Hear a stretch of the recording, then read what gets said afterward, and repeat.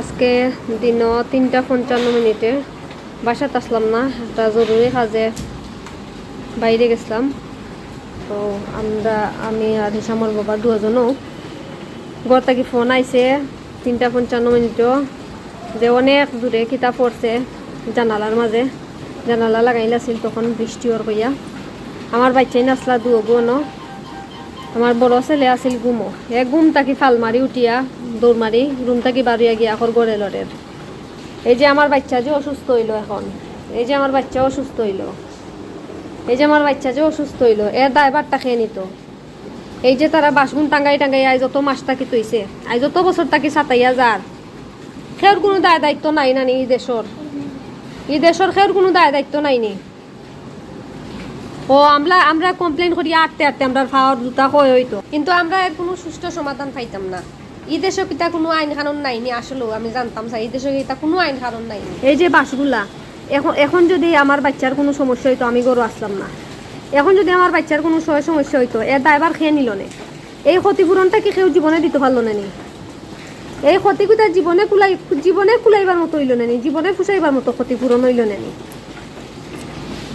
আসলে বিষয়গুলা আমরা মাতলে দেখা যাইব যে একজন মহিলায় হলা মাত্রা খারাপ বাসায় মাত্রা, কিন্তু সাফার যে আমরা কতটুকু করি। আর ওই যে এসির ফ্যানের মাঝে আবার পড়ছে, ওই যে এসির ফ্যানটার মাঝে আবার পড়ছে।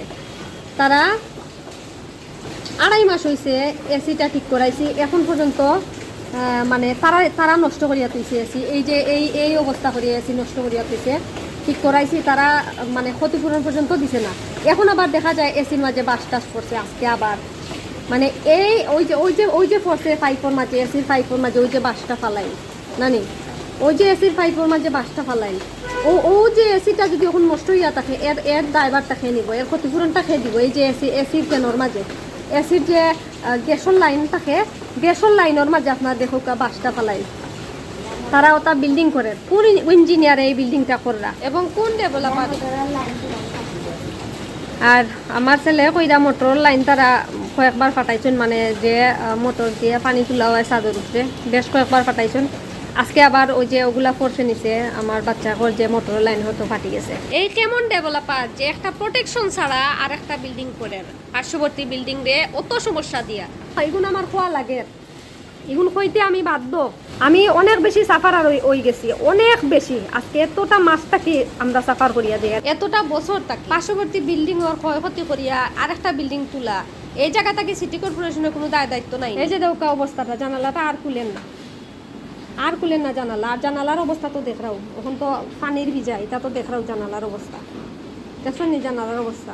এটা কয়বার পরিষ্কার করা যায়, কতবার পরিষ্কার করতাম আমরা। এই যে তারার কাজর সাইডর তারার যে ইয়র মাঝে কিতা হয় সারডালের মাঝে পলিথিন দেয়, এই পলিথিনটা। আরে যে ডেভেলপারে এই বিল্ডিং কাম করা তাই নিন ঠিকাদার রাখছেন না, তাই গুন্ডা ফালিয়া রাখছেন, তাই গুন্ডা দিয়া তানোর হুমকি দেন আমরা রে, পারলে আমরা কোনটা করে নিতাম। এখন আপনারা চিন্তা করিয়া দেখো বিষয়টা। এই যে টাইর গ্লাস এই সাইডর যতটা ঠাই আছে আমরা ওলা প্রত্যেকটা ঠাই নষ্ট করছে, প্রত্যেকটা ঠাইয়ের গ্লাস নষ্ট করিয়া রাখছে তারা। এমনকি এই পাশর বিল্ডিংর যে আপনার আস্তর করা আছিল, আমরা রং করা আছিল, রঙর তো ছিটা ফুটাও এই সাইডর দেখা যান না। এবং আমরা যে বিল্ডিংর আস্তরের উপরে ওলাও যে আপনার এখন থার্ড গ্লাস দেখছেন ওলা ময়লা ফালাই। এই বিষয়ে কিতা আমরা সিটির বাসিন্দা হিসেবে সিটি কর্পোরেশনের কোনো দায় দায়িত্ব নাইনি, সিটি কর্পোরেশনের এই যে ডেভেলপারে বিল্ডিংটা করে, ডেভেলপারের নাম হয়েছে ফয়সল।